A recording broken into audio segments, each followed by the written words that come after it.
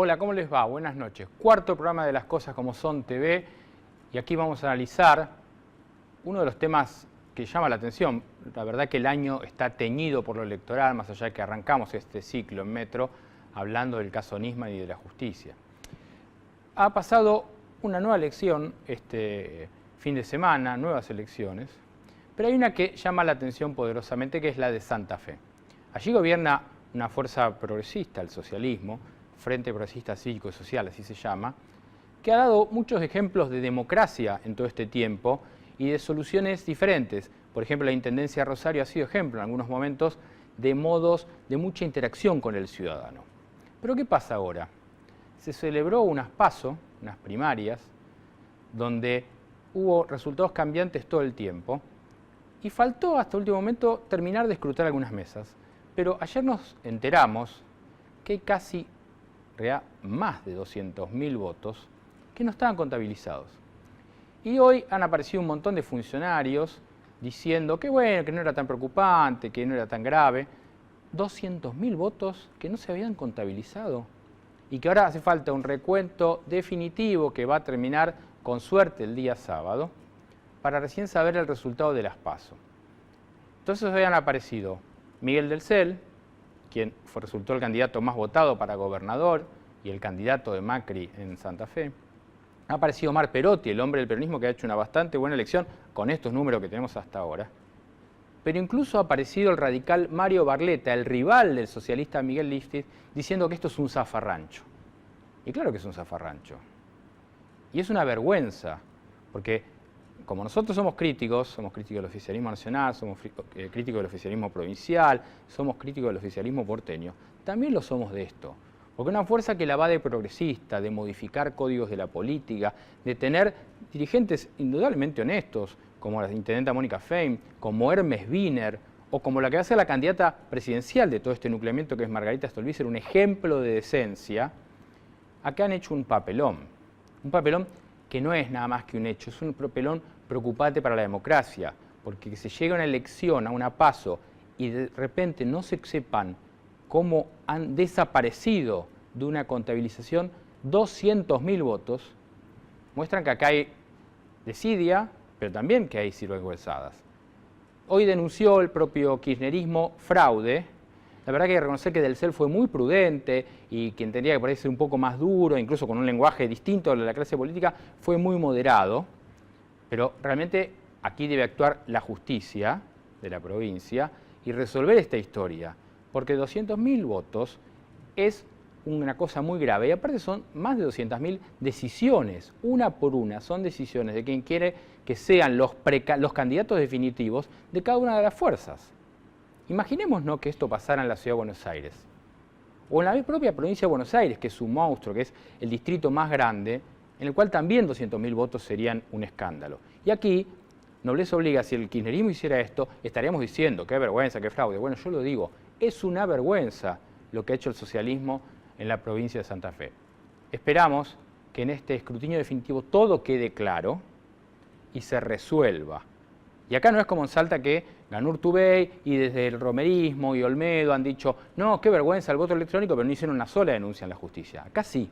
Aquí hay denuncia en la justicia, acá ha habido una conferencia de prensa en el Congreso y aquí ha sido un papelón nacional del socialismo en la provincia de Santa Fe. Esperemos que esto se resuelva en paz y tranquilidad y obviamente que los funcionarios que tienen que ver con esto renuncien, porque hasta ahora no renunció absolutamente nadie. Este miércoles en Las Cosas Como Son TV vamos a hablar con Malena Massa. Vamos a preguntarle si será candidata, vamos a preguntarle qué pasa si su esposo Sergio Massa entra o no entra en el balotaje. Y vamos a hablar del acto que el Frente Renovador prepara para el 1 de mayo. Las cosas como son.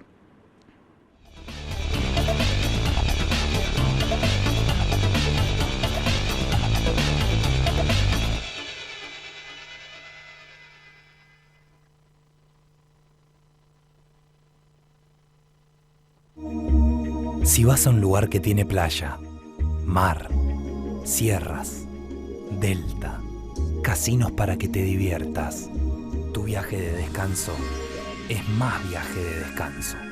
Buenos Aires, activa como nunca. Gobernación Daniel Scioli.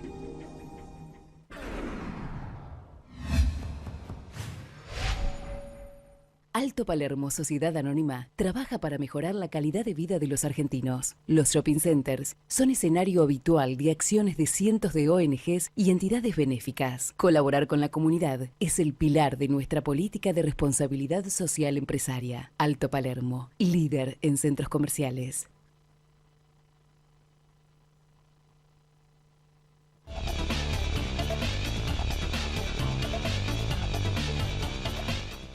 ¿Cómo les va?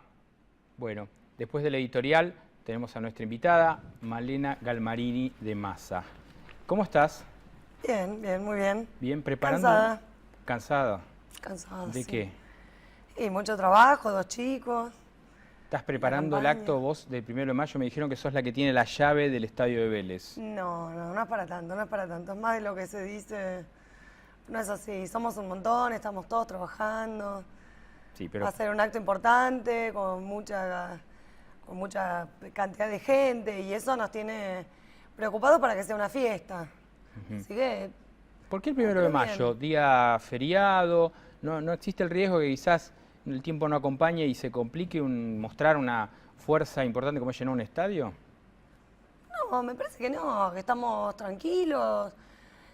Es más, estamos pensando que para que salga lo prolijito, que a nosotros nos gustan los actos, es más la cantidad de gente que va a venir de la que estábamos nosotros pensando, así que hoy estuvimos trabajando en el rediseño de cómo armar la cancha y cómo armar el campo y estas cuestiones para que estén todos cómodos y no tengamos ningún martes 13. 1 de mayo porque primero porque es feriado y eso hace que la gente tenga más ganas de salir y que no sea la complicación de los días de semana. Por otro lado, al otro día tenés sábado y domingo. Si vos lo haces los sábados y los domingos, la gente queda cansada y nosotros queremos que puedan estar en familia. Y después porque es un día muy particular para todos, ¿no? El Día del Trabajador es un gran día para festejar como nosotros queremos, con la familia, Se sabe que Massa ese día va a anunciar el vice, obviamente vos no me lo vas a decir, pero ¿qué perfil de vice te gustaría para Sergio Massa? No, pero no sé de dónde salió, no sé si Sergio ese día va a decir quién puede ser su vice, no sé de dónde salió esa teoría o esa noticia. La verdad es que tampoco no lo hablé, no lo sé. ¿Pero qué perfil te gustaría a vos? Porque sos una persona influyente en el esquema político de tu marido. ¿Qué te gustaría? ¿Una mujer? ¿Te gustaría alguien del interior? ¿Te gustaría un radical? ¿Qué perfil preferís? No, me parece que tiene que ser una persona aplomada, con experiencia, que le dé a Sergio aquellas cosas que por ahí él no tiene tanto, ¿no? Y además que sea una persona honesta, con trayectoria, que entienda de política, que entienda de políticas públicas, que entienda de Estado, de institucionalidad. Creo que Argentina tiene que tener un presidente que tenga la tranquilidad de cuando tiene que irse, saber que deja en reemplazo a alguien que puede llevar adelante esa tarea, que no es cualquier tarea. Escucho todo eso y se me ocurren pocos nombres, pero quizás sí se me ocurre el nombre de Lavagna. Una persona que conoce de políticas públicas, que no puede tener a su edad quizás la pretensión de ser el que lo traicione, el Cobos de Massa. Se me ocurre ese nombre. ¿Cómo te cae? Yo a Roberto lo quiero mucho, lo conozco hace mucho, él fue una persona muy importante para el país, para salir de la crisis. Compartieron gabinete con Sergio y se llevaron muy bien. Grandes cosas se hicieron mientras Roberto fue ministro y Sergio estuvo en ANSES. Me parece que tienen que hablarlo ellos, que tiene que hablarlo primero, tiene que pensarlo muy bien Sergio. Después, si Sergio cree que Roberto o cualquier otro es la persona indicada, tiene que hablarlo ellos dos, solos, en persona. Y me parece que no estamos pensando nosotros en quién puede traicionar.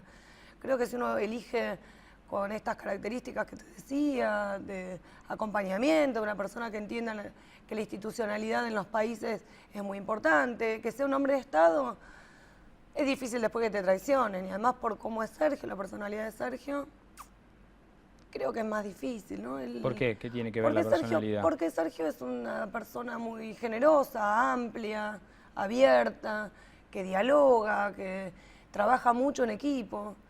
Y entonces las traiciones vienen cuando los intereses legítimos de otros son aplacados o aplastados por los dirigentes que conducen, y no es el caso de Sergio. Algunos en el kirchnerismo dicen que Massa ha sido eso, que ustedes han sido eso con ellos, porque bueno, Massa fue jefe de gabinete incluso de la propia Cristina, no de Néstor, sino de la propia Cristina. El ANSES estuvo con Néstor, pero venía del gobierno de Duhalde. ¿Cómo vivís vos cuando se les dice esto desde el kirchnerismo?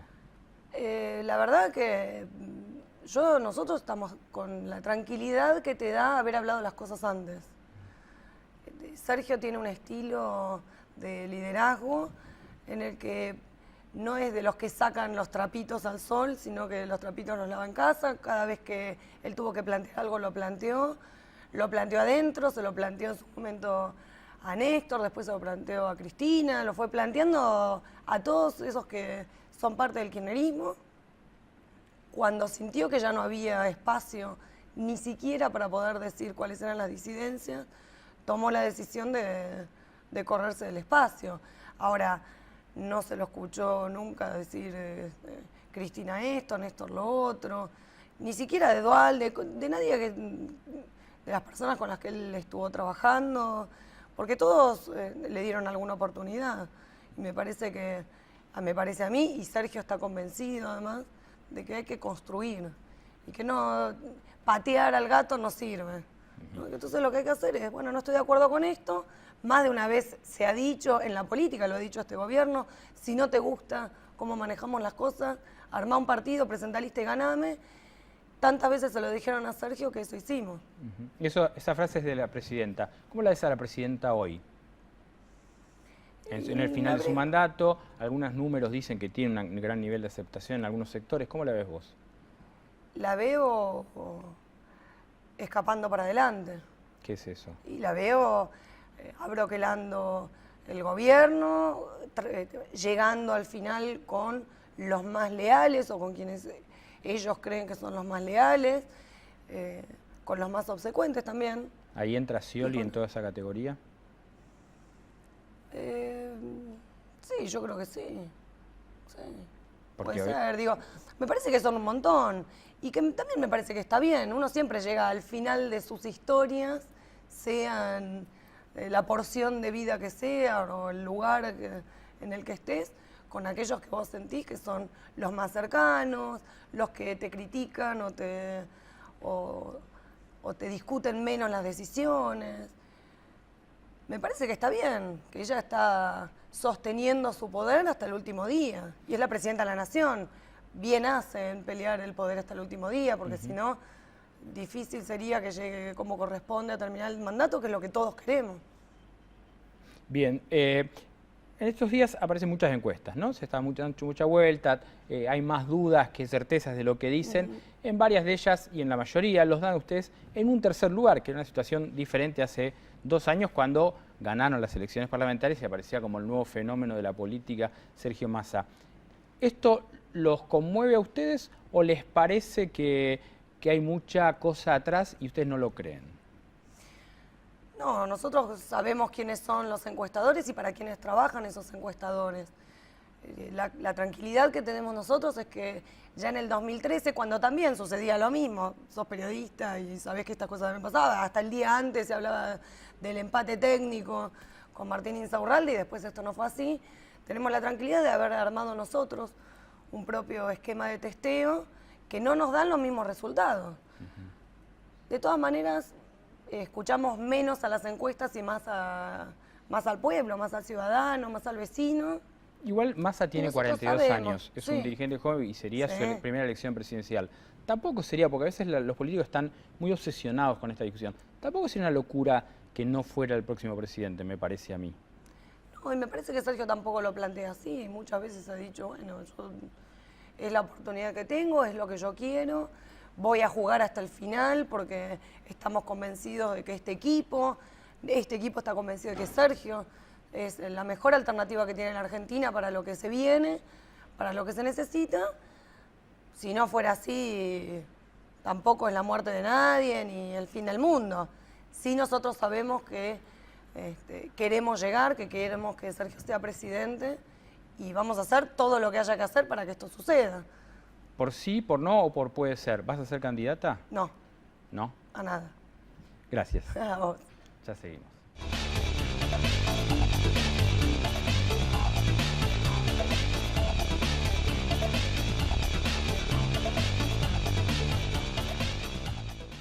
Una copa, un invitado y un brindis por alguna razón.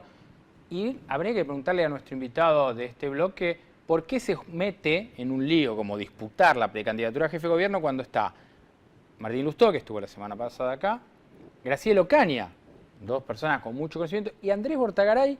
Te invitamos una Muchas copa. gracias. Gracias por venir. Un gusto. A ver, ¿por qué te metes en una interna? Digo, ¿por diversión o porque vos decís, bueno, yo enfoco la discusión del jefe de gobierno por otro lado? Esa es la idea, esa es la idea. Creemos que podemos contribuir algo. Martín y Graciela son excelentes candidatos, pero el conocimiento de 30 años de actuar y estudiar la ciudad, no solamente en Buenos Aires, sino en el mundo, un grupo de jóvenes que participó de este proyecto del principio y la vocación, digamos, por cambiar las estructuras que conducen la política tradicional de los partidos que integran la coalición. Son buenas razones, nos podrá ir mejor o peor, pero no hay que sacarle el cuerpo, hay que poner la oferta a disposición de la sociedad. Ahora, ¿qué vos qué ves en la gestión macrista, que en estas cuestiones urbanas son complicadas? Porque si uno mira, bueno, el Metrobús ha sido un mérito, más allá de que a mí el de mi barrio, el que están poniendo sobre la avenida San Martín, no me gusta nada, digo, pero ¿qué cosas vos ves en la ciudad que hay que modificarlas?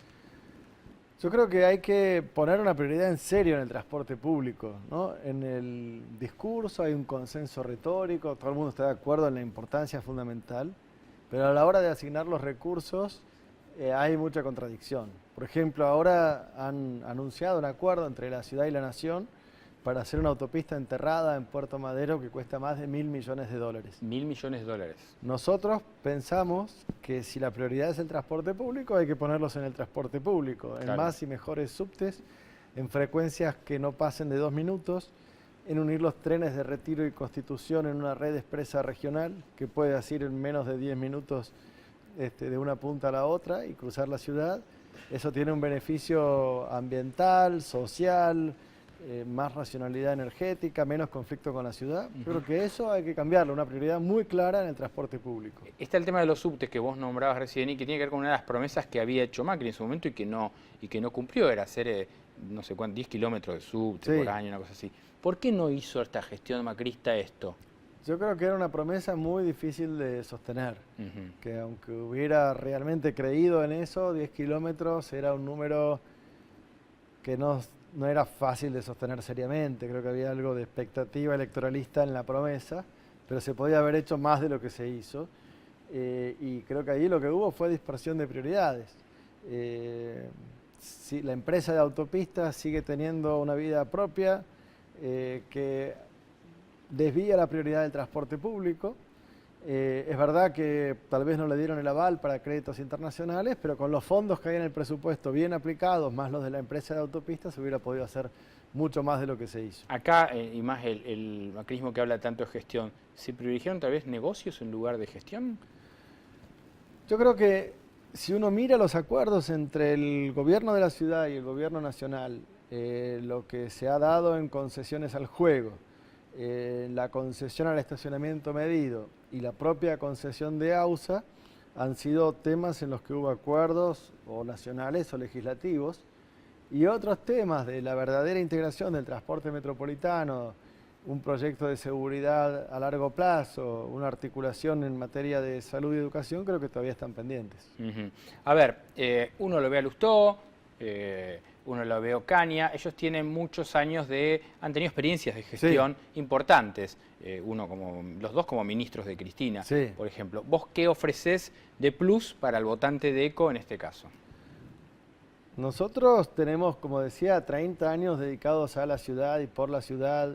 Soy arquitecto especializado en cuestiones urbanas, busco innovaciones en México, en Montevideo, participo de algunos proyectos y creemos que el tema de la ciudad tiene que estar ahí. Y tengo también experiencia de gestión, pero digamos en la ciudad. Fui subsecretario de descentralización, cuando armamos los CGPs, que son el embrión de las comunas, tuvimos una experiencia de transporte con un pacto de la movilidad que tenía 28 instituciones firmando como paso de coordinación metropolitana, un consejo de planeamiento estratégico que tiene diálogo con cámaras, sindicatos, universidades y partidos, y un compromiso, digamos, muy claro y previsible. Así Ahora, que, vos recién nombrabas México, nombrabas Montevideo, digo, a veces se habla quizás de París, de Londres, digo, ¿cuáles son los parámetros que uno puede tomar para comparar con Buenos Aires? Pues no vamos a hablar de Múnich, Sí. la prolijidad alemana y toda esa cuestión, y los vehículos alemanes con lo nuestro. Digo, ¿en cuáles sí podemos hacer un parangón? mira, yo creo que hay que aprender de todos, y de lo que funciona y de lo que no funciona. Creo que en América Latina, de Curitiba, se puede aprender. Ellos inventaron algo parecido al Metrobús hace 40 años, que funcionó también en Bogotá, pero no tienen subte ni ferrocarril como tenemos nosotros. Claro.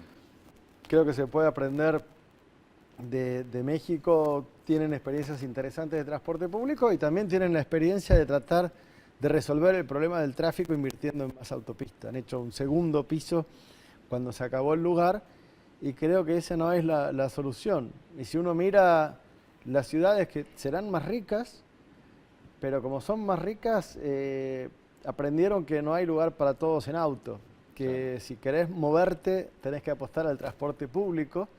Y yo creo que si aprendemos eso acá, que solamente un tercio de la población tiene auto, un tercio de los hogares, vamos a dar un beneficio social mucho más amplio.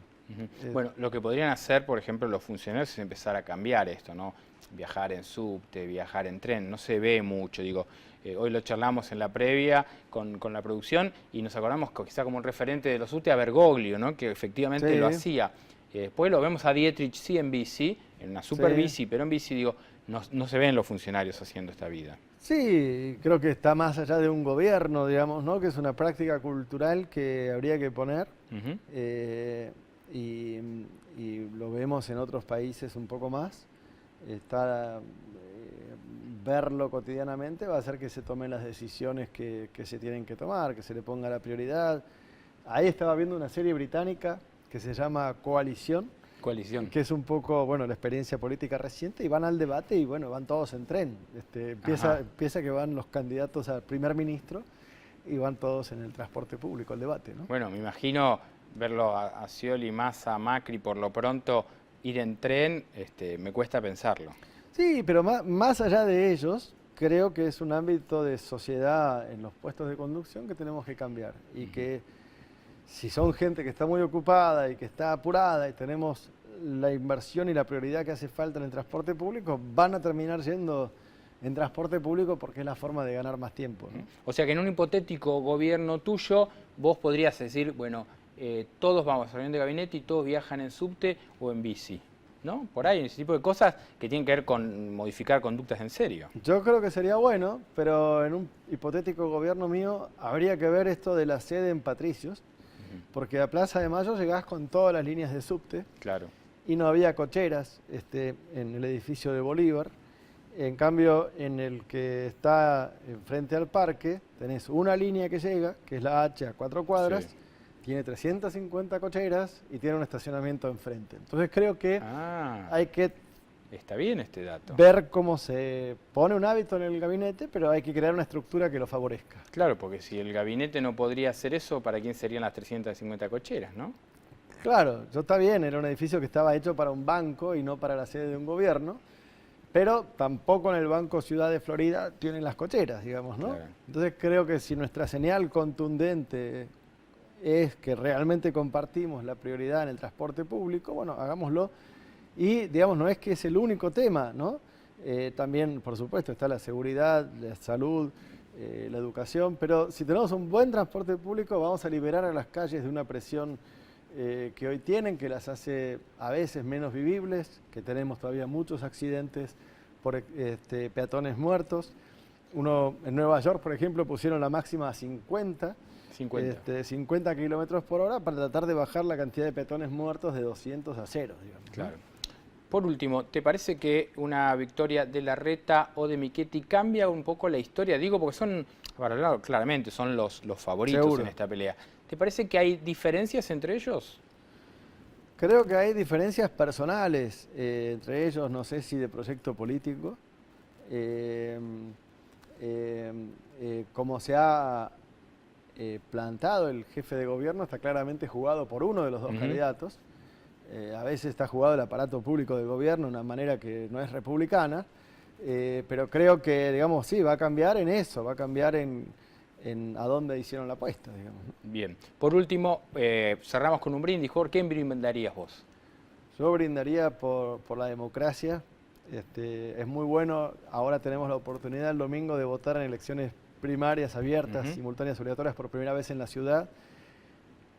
Hemos vivido tiempos en los que no se podía votar, entonces esta posibilidad de dar un paso más, yo creo que merece un brindis. Yo sumo a eso que hoy se cumplen 30 años del inicio del juicio de las juntas, también un ejemplo de la vida en democracia, y no podríamos estar en esta instancia si no hubiera sido por eso, ¿no? Absolutamente, digamos, es parte de la celebración y es un momento histórico que cambió la historia argentina y que tiene pocos antecedentes en el mundo. Gracias, Andrés. Gracias. Bueno, y yo me despido hasta el miércoles que viene, las cosas como son, y brindo por Isabela.